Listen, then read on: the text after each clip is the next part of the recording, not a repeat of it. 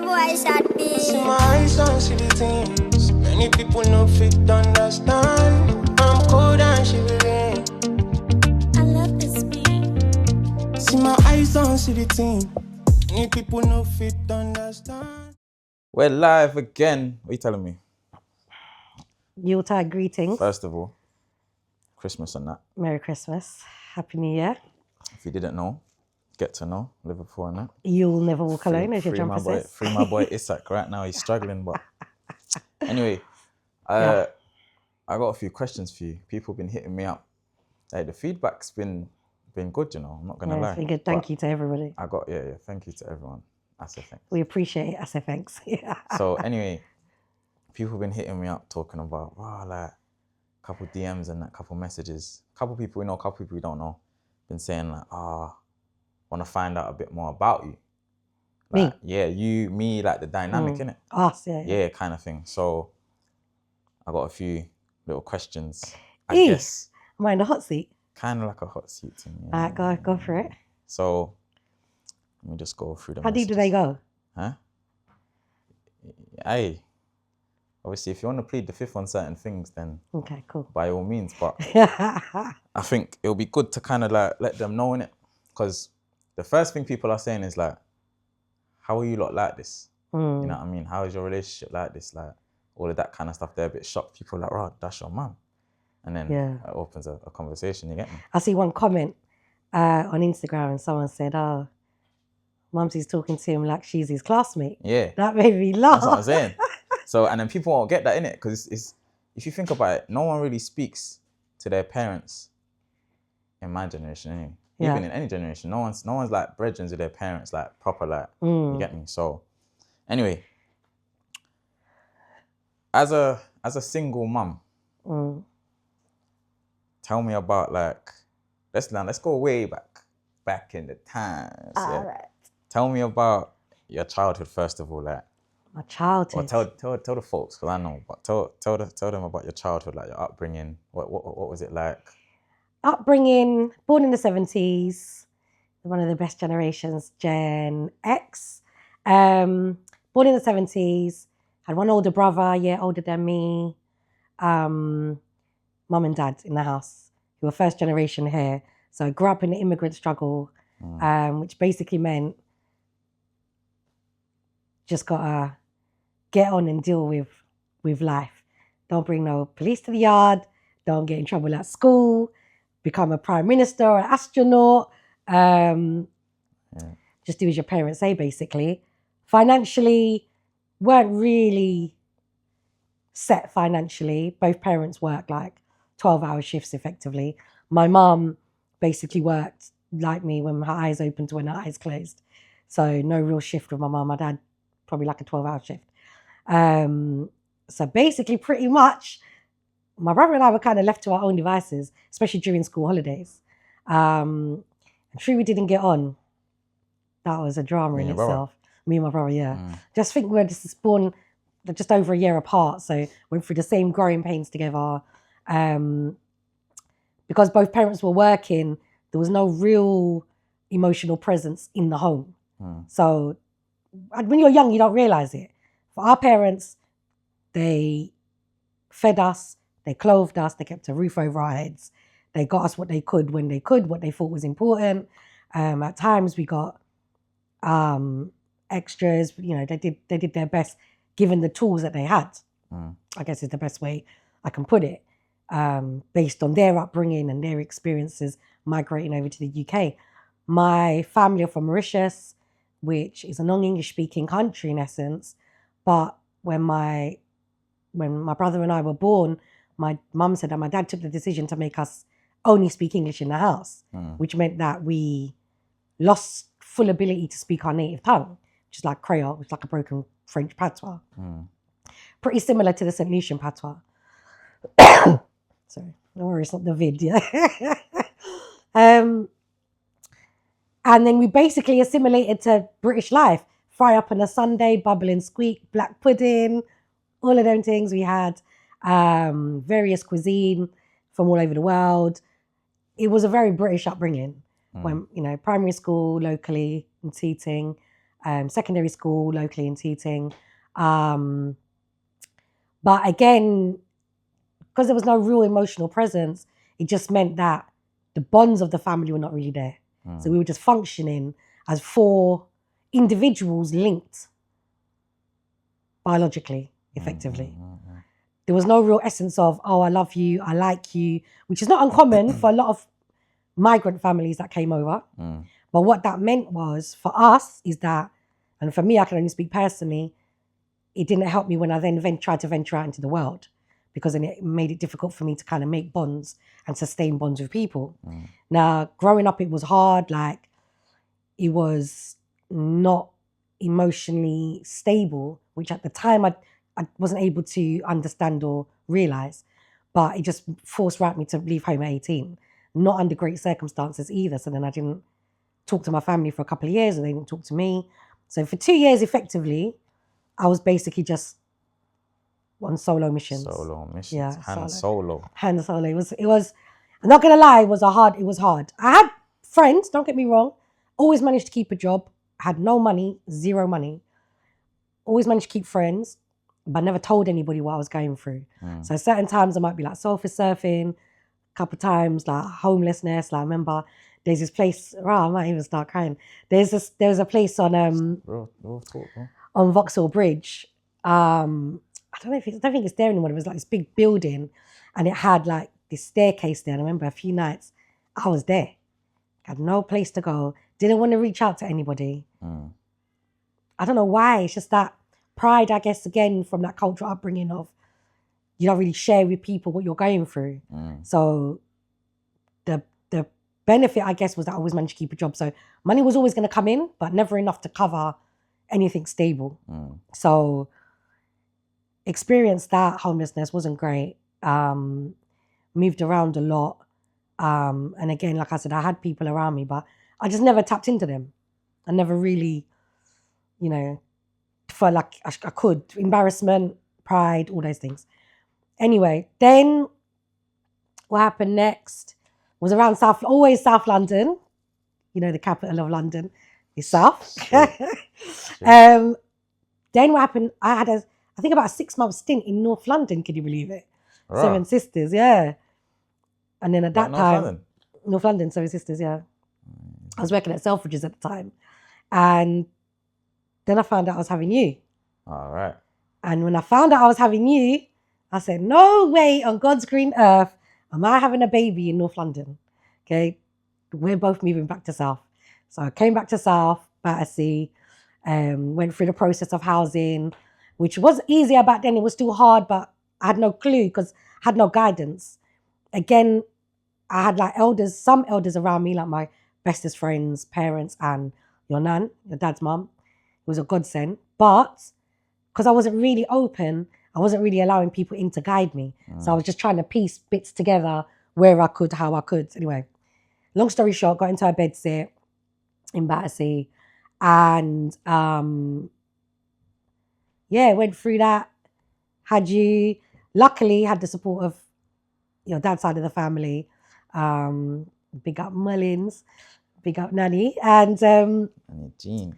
and Uncle Denny. So basically, just kind of muddled my way through, really. But again, didn't really have the support of my own family, just because of their own, I don't know, generational trauma, I can call it, or expectations, or whatever they were going through.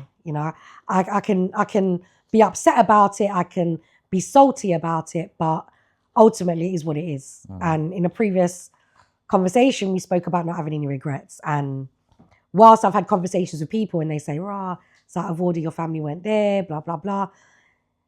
I mean, who knows? If they had been there, we may not be sitting here today doing this pod. You get me? If I had stayed at home, again, we might not be at this point. And sliding doors moment, who knows what my alternate multiverse version of me is. But this is where I am consciously right now in this physical world. So, yeah, don't know if that sums that up. No, that was a deep one still. It's kind of sounding like the pursuit of happiness. Oh man, don't even get me started on that. One of those ones. That film, when I watched that film, I was in tears. And at that time, I wasn't really in tune with my emotions. So I could watch a film. Nothing really would make me cry too tough because I just suppress everything. But you see that film, the way that man worked, hey, honestly, bring tears to my eyes now. No, you did your thing, man. Yeah, that Big up yourself. that's a deep one. Big up yourself. People can relate to that as well. You get me? They're gonna hear that. I think, yeah. No, it makes sense. So, obviously, you're going through your little ups and downs or whatever. Bad. Going through your ups I and had downs. a friend, yeah. I don't know if she ever watches this, but she used to always say to me, no, one time I had a mix up at work and What, Selfridges? no, at one school I was working in, the little baddies one. Yeah. And one time I had a mix up there. I think I was in a bit of a crossroads. I didn't know where I wanted to go, what I wanted to do. And I can't remember what upset me the day. And I went really close with her at that time. And then she came into the room one day, one classroom, and I was just there like mopping my tears like this. And she goes, what? Don't forgive me with my patois accent, yeah. I'll just say normally. And she goes, what are you doing?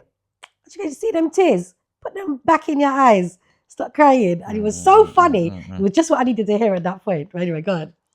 No, yeah. I just, like I said, innit, you've kind of touched on a lot. So I kind of wanna, the people, obviously wanting to know, like, alright, cool.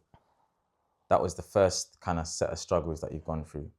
So just to break it down for everyone, innit, like, so at the start, it was very much like standard, traditional, I guess, kind of traditional Indian Mauritian family. Yeah. Bit fresh with it. Yeah. Main tutoring as well, so it's kind of like you're in your little community, so to speak. I mean, just to put a pin in there, not to interrupt you. The confusion about that, what brought about confusion was we were expected to assimilate fully to British culture. But then when we got to a certain age, our parents expected us to conform to traditional ways, which we were never versed in. So we never really mixed with Mauritian people.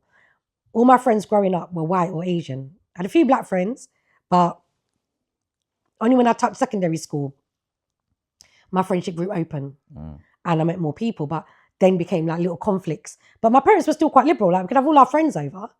And when we got to like 17, 18, we were allowed to go raving and that. My parents' ideal was, so long as you finish school at your A-levels and either go into work or go to uni, you're good. There's no bum in it. Which has been a mantra that obviously I've raised you and I think we've spoken about before. So, but the confusion comes with that culture clash because their view is, we've come to England for you to have a better life. But they're not understanding what that means, what we're experiencing at school, the influences, the nature of the country. And I was blessed that I didn't have any experiences of racism or anything growing up or even into my adult life. But obviously, like there's things that your friends are doing, you're going to want to do as well. And then you're not going to understand when your parents are saying to you, no, but now you need to not even just stay indoors, but you need to be a certain way and you can't mix with certain people. That doesn't make no sense. You can have them as your friends, but maybe you can't date out of your race. That was just unfathomable. Like, no, I hear that. So you've gone through these little struggles. At what point now does it feel a bit more not secure, or does it start to get a bit more stable in terms of like, all right, cool, this is kind of like my direction now, like, or has it ever been that? I mean, I started in retail and I loved retail, okay? And retail was good in retail because I'm a people person, I'm a chatterbox. Those of you that know me know I don't stop. It was fast paced, it was in Central, you know, I had the flair, got gifted the gab. It all worked for me. But what I soon fast realized was that having a child and working in retail, the hours don't fit. So when you started nursery, I like actual school nursery because you was in the day. I went back to work when you were 2.5 months. Now, I've debated this a lot with people. Even my mum at the time, the little bit input she had, she was saying, why don't you just stay at home? Because she went back to work when I was 6 months and my brother was 6 months old. But I said, I can't. Financially, I can't. There was only income support back then as well, and it was zero. And even though I was working, the wage was zero as well, but it made me feel more purposeful or worthwhile. Proactive, yeah. And I'm a grafter anyway. So I went back to work at 2.5 months. You went into childminder. So I did like 4 hours a day for 4 days at Foot Locker in Junction, a little baby one. And then that wasn't working because I had to run from there, go and collect you. I was late. The money weren't enough. Then I stayed off for a few months and then worked in the leisure centre for a bit. He was in a day nursery, 8 till 6. And after that, you went to normal school, like mainstream school, nursery. And I went to work at Foot Locker in West End. So it just meant that I was able to drop you to school every day, but I couldn't pick you up. So your nan picked you up a couple of days, your auntie picked you up a couple of days, and your dad picked you up a day. And then what I would do is pick you up from your nan's house and then carry you home. So you were always already sleeping. You know what you're like when you go to sleep. You're waking up for day. So then the cycle just began again the next day. So it was hard. And then as I said in a previous conversation, when you got to 5, when you got to 5, I started to think to myself, what's going to happen in 5 years is 10. I decided to come out of retail, do a course in human resources with the aim to go back into retail, back behind the scenes at HR, and then fell into schools and blah, blah, blah. So when I went to uni and did all of that, I still wasn't stable because I was working, I think I've said it before, like 5 part-time jobs, full-time degree, trying to keep a social life, have a relationship, all of those things. So I didn't really start getting stable until I was probably about 34, 35, and I landed in Southwark. And when I landed there, so that's what, 15, 16 years ago, then the role was more stable. And these times I'm what, 15 as well, isn't it? Yeah. No, he was about 13 when about 13 when I started there. And you were older. The job was more stable, more set, office hours, wage was better. Things like tax credits had been introduced and whatnot. So at that point, things started to get a bit more stable for me. But life in general was a struggle. You know, someone once said to me, you've got book smarts, but the sort of life smarts needs fine tuning. And I think that came because when I was at home, just going back, my mum, typical kind of standard Asian attitude for many, I'm going to do everything as a parent for you, to do your cooking, your cleaning. So you don't have to worry. You've got brain capacity to worry about your learning only. So that gave me no life skills. I didn't know how to budget. I didn't know how to keep a home. Like I was organized with work, but life was a bit disorganized. Not for want of trying. So even though things got stable at 34 and I'd kind of started to manage now budgeting and this, that, I was kind of late in the game. But the two had, the one could only come with the other. So yeah, things became stable then.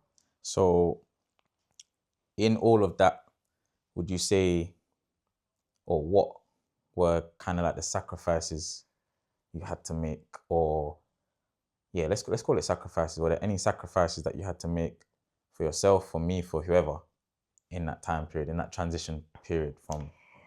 I mean, obviously for you, let me just put my phone on silent. Obviously for you, I have always said that, again, it's an emotional one. I've always had, Take your time. I've always carried with me like a guilt. I said how you were leaving, when you left for Saudi. I've always carried a guilt that I worked a lot when you were young. And even though I know I had to, and even though we've discussed this, and I've discussed it with many people, it wasn't necessarily something I wanted to do. I felt like I had to. Not only to live and get by, but to have the extra bits that you want to give for your children and for yourself. I do carry that guilt with me that I worked a lot and I didn't spend enough time with you. I do look at it and think, well, when I did have time, all my time was with you. And then you look at my friends, which I'm forever grateful for all of you, who always kept inviting me, even though I might say yes, no, or maybe, and never turned up because I might not have had money. I remember one time I didn't have money to do pay as you go on my phone. So I couldn't even reach out to anyone to say I can't come. You get me? Again, borrowing money and that is not me. And I'll just wait for payday to land. So I not only sacrificed my time with you, I sacrificed time with my friends. When I could have been out there just living life and being all right, in the long run, it probably wouldn't have done me any good. And my friends really understood because they'd cuss me, don't get me wrong, because when I do land in the place, they'd be like, cow, finally you're here. Like, but then they'd say to me as well, like, we know you're on job, like, we know what you got going on. So sacrifice time with you, sacrifice time with my friends. I guess maybe in relationships as well, kind of similarly, my focus was getting us somewhere because I always felt like it don't matter who's in my life, who's out of my life, you're always going to be in my life. So I can't afford to let anyone in, friend, partner, wherever, family or whoever, that's going to get me to a place where I'm flopping and then that flops us. So sometimes that meant that I built up a lot of walls around me that no one could penetrate. No matter what intention you've got. I'm just going ahead, tunnel vision. So sometimes that is a sacrifice as well because I probably made decisions or did actions that came of a place of good intent, but based on like trauma or based on, like previous experiences that haven't gone well. So the sacrifices came there. Obviously, financially, I tried to, get you involved in things. I tried to do things like every year we had a holiday and whatnot for your birthday, but that meant I had to save every penny just to go for like a quick week away to Greece or something. And now when I take a plane and go out, I feel great. I think about it all the time. It makes me feel emotional because I just feel like in my head. Weren't always like this. There was a day when I longed for that. There was a day that I longed to be able to just pick up and go somewhere and... Manifested though.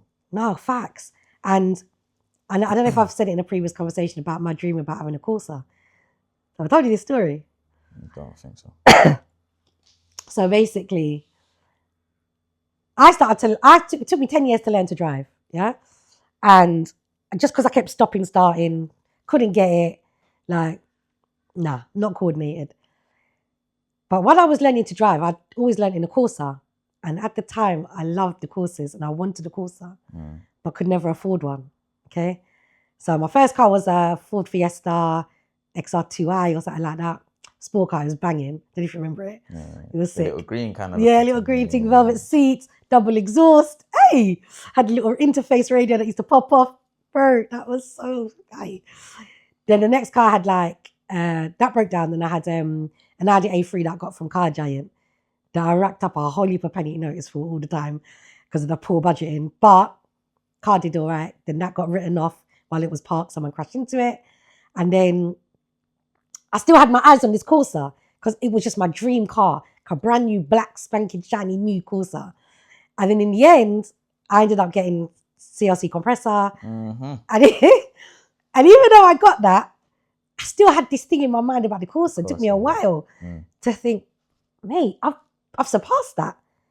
In essence, if you're looking at that as like a trajectory or an evolution, milestone, I've gone clear from a Corsa now.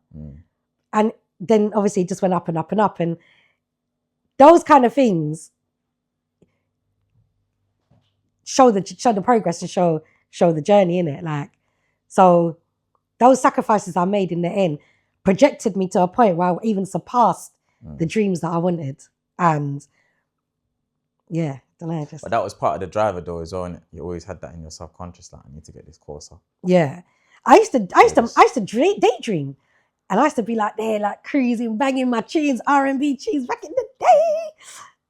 And then pulling up on, going to the party, going to pick up someone. Like all of that. Remember those days we used to drive around with Marion, pick up Mazzarella. Like all those, I had that in my mind. And then, manifested it. It's true. I've said to everybody, in a mad way, everything I've ever wanted, everything, everyone, every experience, whatever, I've ended up achieving. To my betterment and sometimes not to my betterment. Because sometimes you think you want something and you get it and you're like, why did I do that? Yeah. But I've always ended up actually, when I think about it, getting what I want. Everything in this time, innit? All right, cool. So, kind of touched on the beginning, touched on the middle-ish to now. Where would you say you're at now then, in terms of all of that you've gone through, all of those trials and tribulations, you've gone through a struggle, sacrificed, you get me, taking L's, turning them into wins now. Like, where's your mind at now? I think now, and as I've said in the previous conversation, I'm on a journey to myself now. That started when you left for Saudi. And I know everyone was shocked when you left because they were like, what? Cam's handbag's going way across the other side of the world. How on earth is this girl going to cope? But in essence, the reality of parenting, or the goal of ultimate parenting, is getting your child to the point where they can go by themselves and be free and live on their own terms without you. And as I've said, growing up, my foot was on your neck the whole time till you got to uni. And I always knew when you get to uni, you could have chosen, even though I wouldn't have allowed you to move out of home and go uni out a door. And then I wouldn't know what you're doing. So I knew by that point, I'd have to make the decision to kind of fall back a bit and start coaching you. Which happened. And obviously, as we said before, you did all the right things. You ticked all the right boxes. That enabled me to do that quicker and freely. So when you left for Saudi, it took me out of mum mode. You were self-sufficient already before you left for Saudi. You were in your career. You were earning a good wage. You were doing the shopping at home. You're doing the cooking at home. You get me doing better things for me at home. So what happened with you moving away, it enabled you to thrive as an individual. And it forced me into going back to thinking about who and how I am. Who am I? Because really, I had you at 20, a month before my 21st. So I've actually, once I left home, I didn't even know who I was in those couple of years. Then I fell into, not trap, but I fell into the title of mum. So no matter what, I'm Kay's mum. Didn't have time to think about myself. Didn't have time to do the dating field. I was in a relationship for 10 years. Do you know what I mean? While you were 10 months or 10 years old. Like, that block. Didn't have time to be out partying because I had 5 jobs in uni and you. Had to make sure every little moment was spent with you to give us back the time that I was losing working in the system, working for the man. You get me? So you leaving, and then a chain of events happened. I met 2 life mentors that I think I manifested as well. You know who you are, you two. Who set me on this path of the journey to myself. And that, I think, is where I'm at. That was 8 years ago. The journey to myself started 8 years ago, but you 4 years ago propelled me into starting to really take on board who I am as a person. And I think right now, I feel like I'm evolving into maybe my authentic self, because in this whole journey, someone once said it to me, I think last year, that when you left home, you were in survival mode. And I was. That's why that film, Pursuit of Happiness, is such an emotional film. Because there's bits in that film that I can relate to. I'll tell you a story, tell you a couple of stories. And money is not the be-all or end-all, yeah? I always say, money ain't everything, but it's everything when you have not got it. 100. Yeah? This is a mad story. I can laugh about it now, but at the time it was peak. So, you were born, yeah? I was broke. I was on my face in the mud, yeah? So I left you at your nan's. And I was hungry. You ain't cunched. Huh? You ain't OT. No. No, I don't know if that existed back then yet, but Yeah, of course. I was far removed from it. No, I was broke, yeah. I went to Sainsbury's. I thought I had £1.19 in my bank balance, right? So I went to Sainsbury's, and of all the things to buy when you're hungry, yeah, I bought a packet of McVitie's chocolate biscuits. Yeah. That would do the job, though. Exactly. Give me a sugar rush, digestives, bit of, I don't know. Oats. Yeah. Healthy thing. Granola and that. I like the spin.